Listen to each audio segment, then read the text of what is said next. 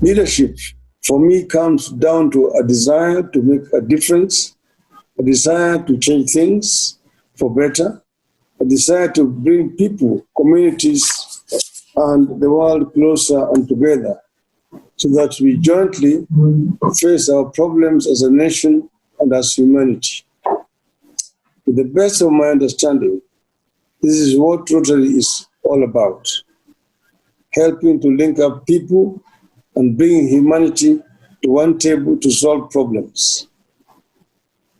Through your many outreach, scholarship, community service, and ambassadorial programs, Rotary connects people across the cultures, social and economic status, geographical space, and professions. In so doing, Rotary creates leaders of different positions at every stage of life. The end result is transformational change through understanding of each other, mutual respect, and dignity. Rotary plants in humanity the ideal of putting collective interest above self-interest. That is critically important at a time of physical and spiritual depletion, uncertainty, darkness, and even death, as in the case today.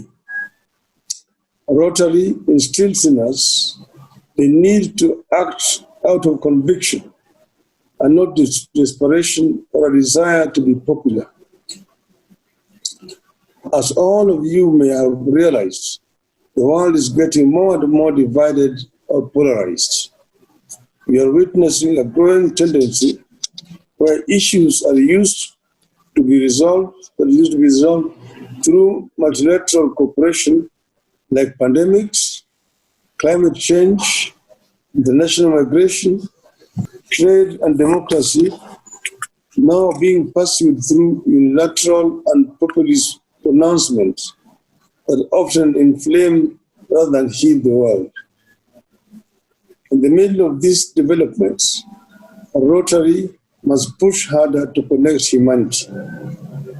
Our country, just like the rest of the world, is struggling with great challenges, among them the coronavirus pandemic and runaway unemployment. Even before Corona arrived, we had challenges of tribalism and ethnic antagonism, insecurity, divisive and often violent and deadly elections, corruption, and dwindling of prosperity. Tackling these matters requires sound and resolute leadership. Many times, however, we sit back in anger and frustration and resort to merely lamenting or looking for somebody else to blame. Many times, some seek to take advantage of the desperation of our citizens in a bid to propel themselves to critical leadership positions, from where they proceed to inflict more harm on our nation. Such approaches draw from the ages-old traditions of cult leaders, self-proclaimed healers, charlatans, and demagogues who sold lies to their people and had humanity pay a heavy price. Rotary must provide clarity and leadership in the face of such clear dangers. And God bless you. I'm so happy to have an opportunity to talk to you this morning. Thank you, Your Excellency. We are very grateful for you to join us today. And it's a huge honor and privilege for us. And we're also grateful for Ambassador Dr. Josephine for facilitating this wonderful address you have given us today. I would like now to please request Justice Joyce Alwatch to kindly give a vote of thanks on our behalf. Thank you, President Ritesh, for giving me the opportunity to give a vote of thanks to the Right Honorable Raila Odinga. Your Excellency, as you are giving your address, I listened very carefully and I was tempted. I'm tempted to ask you whether you are a Rotarian, because you you know the ideal of Rotary. You know that four-way test. I'm not sure that there's anything about Rotary you don't know. Well done. I was listening very keenly. Thank you. And thank you for sharing your perspectives of what leadership is all about. And you also appreciated, Your Excellency, that Rotarians, we strive to do good, we strive to give hope, and that is especially at a time like this. Yes. With the COVID pandemic all around, a pandemic that has even infected the rule of law. It has infected everything, including the rule of law. That's where we are now.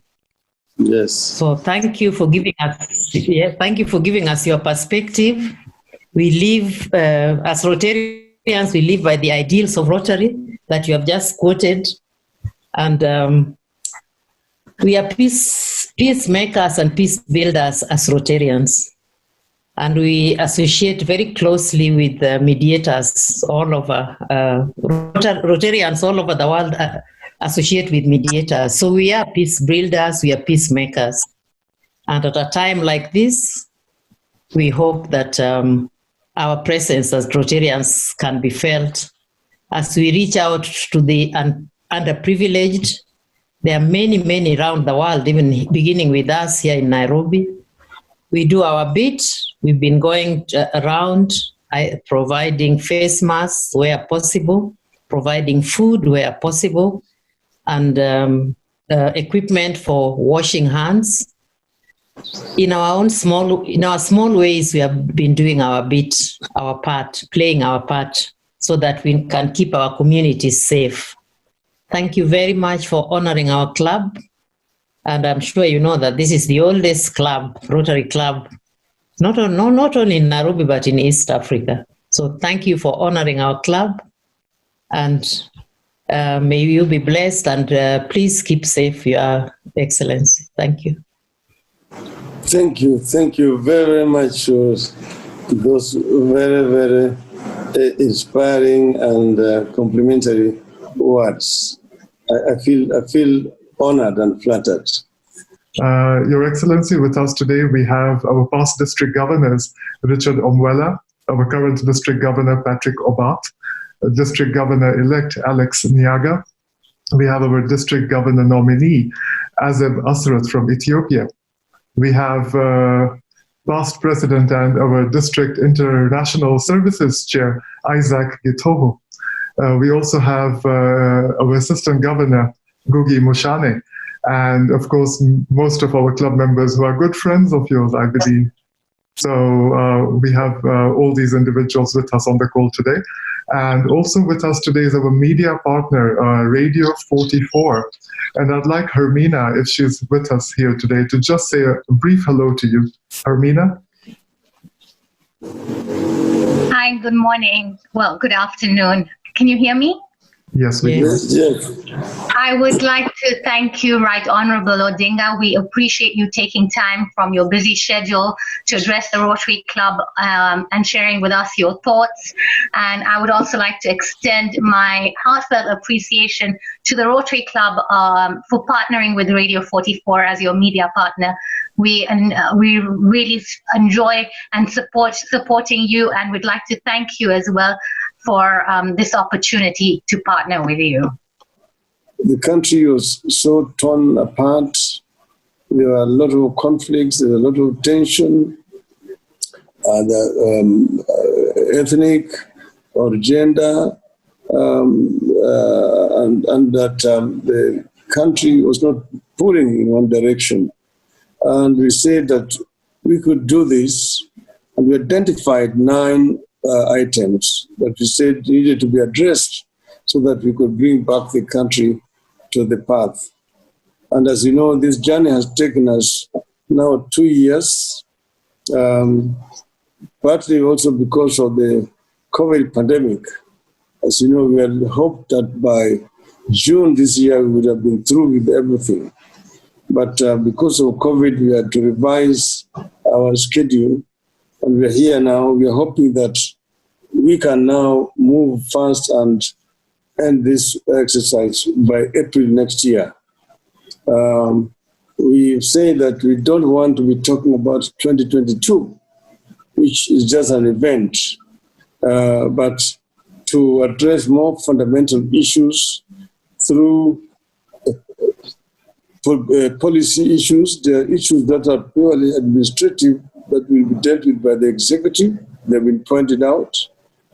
And then there are issues which require some legal address through either introduction of new laws or amendment to the existing one. And finally, there are those issues that require constitutional amendment. Those are the ones that will be taken to the people for a referendum. And we hope that at the end of this exercise, we will lay a firm foundation for a united country that can move forward, achieve the objectives and the dreams of our founding fathers. Thank you. I would love to hear your comments, sir, especially on the economical side of it, because when I hear so many president, vice president, prime minister, vice president, deputy prime minister 1 and 2, I mean, each of them would like to have a 400-500 million shilling home in Karen or somewhere, then the motorcades and so on. So you'll be chewing up a lot of money that can be used wisely. Thank you, sir. Thank you very much, Aaron. Yes, Aaron, let me go straight to some of the issues that you have raised without the preliminaries. One is the issue of the numbers of counties. As you know, when we were at Bomas of Kenya, we came up with about 15 regions. Then there were, of course, below them what we could call counties or whatever. But this was, as you know, Boma's draft was not accepted by a number of people. Let me tell you that devolution, when we started, had very many enemies. Many people did not want devolution. But we believe that devolution is what the way to go, that devolution will help to bring resources closer to the people and make the government much more efficient in terms of service delivery. But we are enemies of devolution. If I just want to remind you, remember, the chairman of the devolution committee, Dr. Odhiambo Mbai, was attacked in his home in broad daylight and shot in front of his children and killed because of what he was doing in the devolution. Then after we finished at Bomas, and then the people went to court and basically stopped us from proceeding in Parliament, and then came up with the Kilifi draft, which was rejected in the referendum. Following after that, of course, you had the 2007-2008 crisis, which ended up with international mediation. Today, we had many clubs with us, and we also had Rotary Club of Abuja, the Ambassadors, KCA University, Nairobi Thika Road, Limuru, Kikuyu, Kisumu Vinam, Milimani, Kilifi, Embakasi. We had very many clubs with us today, and I will personally write a thank you to those clubs, because I know that we may not have mentioned all of them present today.